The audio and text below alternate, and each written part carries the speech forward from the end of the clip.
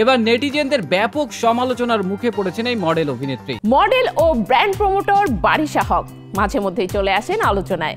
এর আগে একটি মন্তব্য করে পড়ে যান সমালোচনার মুখে। আবারও তিনি পড়েছেন নতুন বিতর্কে। জানবো বিস্তারিত।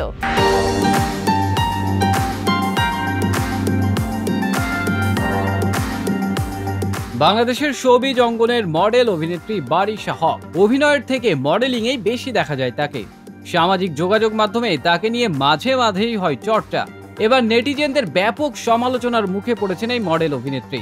কিছুদিন আগে একটা অনুষ্ঠানে পরে যাওয়া একটি পোশাক নিয়ে ব্যাপক সমালোচনা শুরু হয় সামাজিক যোগাযোগ মাধ্যমে।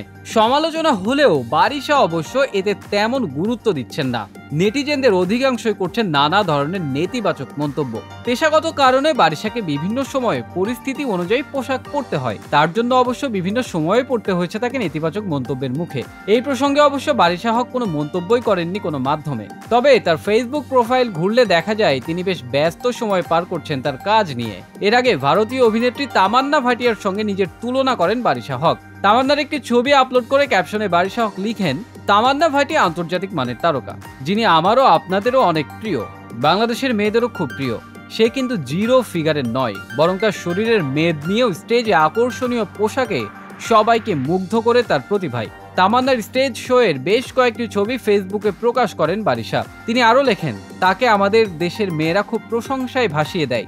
সে প্রশংসা পাওয়ারই যোগ্য, তবে আমরা নই, আমরা অকর্ম, সব গালাগাল পাওয়ার যোগ্য, কারণ আমরা বলিউড নই, আমরা শ্যাম বাঙালি।